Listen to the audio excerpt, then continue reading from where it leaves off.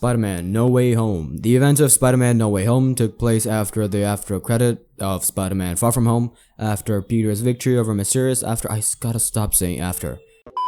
With nothing to lose, Mysterio makes some deepfake videos turning Spider-Man into a bad guy and making himself a victim and posts them on TikTok. He even reveals Spider-Man's identity as Peter Parker.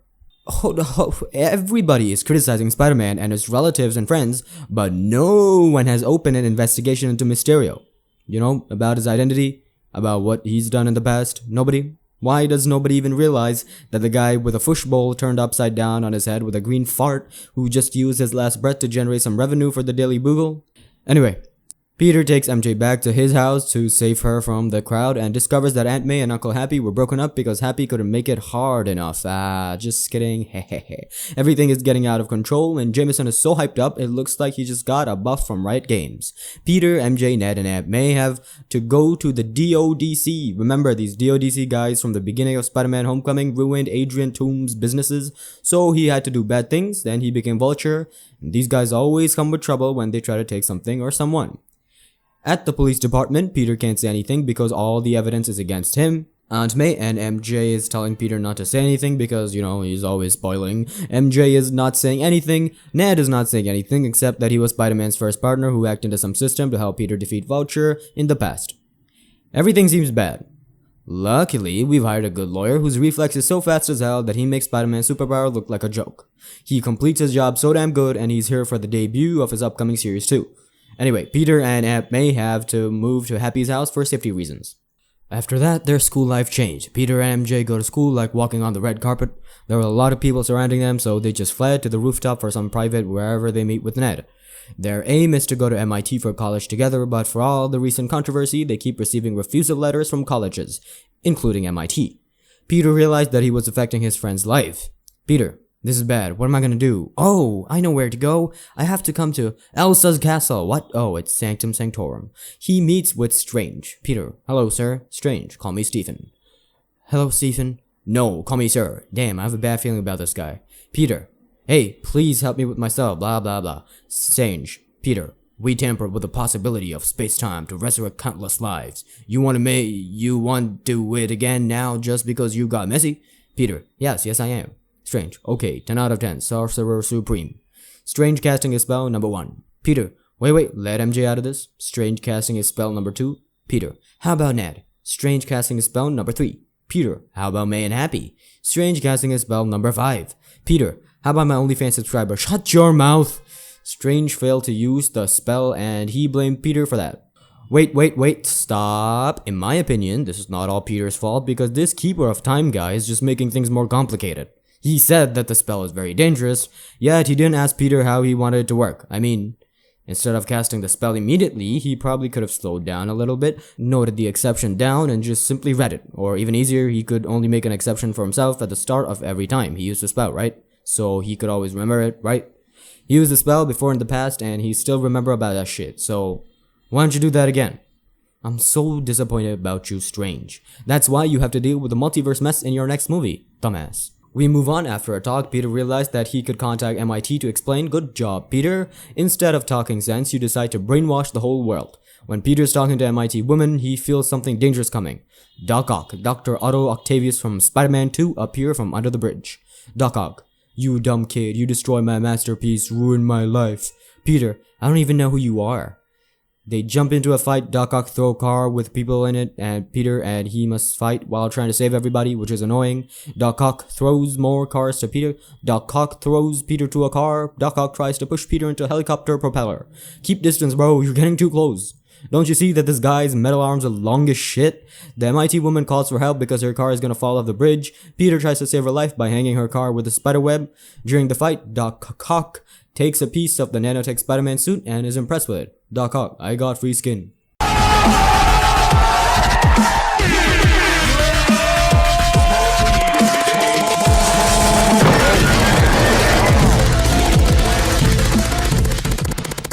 Of course, the stupidest shit, but at his universe there's no nanotech, so I'll forgive him about that. Peter turned on his Bluetooth connection and takes control of Doc Ock's tentacles and ties him up with them. He also rescues MIT woman, so he and his friend have a chance to get to MIT. After that, Green Goblin comes with a laugh, bombs flying skateboard and he attacks Peter. Suddenly, Strange saves Peter and Doc Ock by teleporting him to the basement, where he keeps the Lizard Man, who is Dr. Connor from The Amazing Spider-Man, in a display cabinet, which makes him look more like a conversation animal. Which makes him look like makes him look more like a conservation animal than a villain. Strange tells Peter that the spell that makes everybody forget Peter Parker is Spider-Man not really makes everybody forget Spider-Man is Spider-Man because it failed. Instead, it teleports everybody who knew Peter Parker is Spider-Man from another universe to their universe. That means this universe now has even more people who know Peter Parker as Spider-Man than before the people was cast. 10 out of 10, Sorcerer Supreme. Peter, is the multiverse real? Yo, Peter, the multiverse is how the Avengers travel through time to find the Infinity Stones. Why did you not even watch Endgame, dude? Strange blames Peter for this mess and tells him to solve his problem, but also give Peter upgrade, which can help him send anything to the display cabinet just by shooting it. Peter and his friends go to Strange's basement and begin to search for information about the Green Goblin on TikTok. Nice, and they really found something, so Peter set off to find the next villain. It turned out to be Electro from The Amazing Spider-Man 2, and he's so overpowered that he beat the shit out of Peter because he's connecting with some electrical wires and he got some villain buff. It's kind of like villains are always as strong as shit when they first meet the superhero until the superhero gets some help or the villain does something stupid as shit. Electro uses his Thunderbolt to attack Peter but gets blocked by Sandman Flint Marko from Spider-Man 3. Sandman helps Peter by surrounding Electro to stop him from splitting his electrical wire, while Peter tries to disconnect Electro from those wires by destroying a lot of, I don't know what it's called, electric towers. I feel Electro, and that suddenly cut off the city's power until dawn. When he fixed it with a spiderweb, why didn't anybody come to check on the situation? And how on earth does a high school student know how to fix that big as hell electric tower, which takes a lot of time and effort from workers and electrical engineers? Okay, that doesn't matter. After being disconnected from the power source, Electro gets back into his human form and is totally naked. Electro in his human form. Ah man, Peter shot Electro, sent him to the basement. Sandman, what have you done? Did you just kill him? Peter shot Sandman and gets a double. Meanwhile, Norman Osborn is shitting his pants because he's scared by himself in some random alley. Actually, that's his other personality, the Green Goblin. He wandered to May's Feast Center for help. May calls Peter. Peter comes and uses his gun to shoot Osborn. Strange sends them back to their universe. Done. Problem solved. Everybody go home. The end. Just kidding. And May tells Peter to help Osborn because he's lost his mind. Peter says okay, and she drives them back to Sanctum Sanctorum.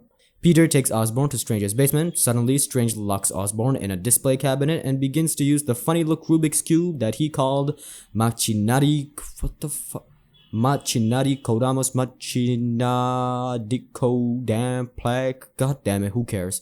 Peter takes the Rubik's Cube and runs away. Strange chases after and uses his magic to teleport Peter to the mirror dimension where he's in control. And I think this place is what Strange sees in his mind after every time he smoked some weed. He was so cool, like flying here to there, teleport thing, uses a magic whip, blah blah. Until he was defeated by a high school kid with knowledge of geometry about something called the Archimedean spiral, which I don't really give a shit about. See, that's why you have to study geometry someday, so you could even defeat some random guy who has the power to predict time and space. 10 out of 10, Sorcerer Supreme. Peter goes back and tells the villains that he has a plan and he needs their help. The villains agree, but they would betray him whenever they want. What the heck? Ned and MJ keep the Rubik's Cube safe, ready to send the villains back immediately if something goes wrong. Peter and the villains go to Happy's house. Everybody comes in while Lizardman stays in the truck like an antisocial boy. And Sandman couldn't be more polite by sitting on the couch with his sandy ass. Bro, as I remember from Spider-Man 3, you could turn back into your human form, remember? When you robbed the bank truck. Why don't you just do that in the beginning? I mean, wherever he goes, there's sand all over the place. Peter, you have to cure this guy because that's the only way for him to return to his home.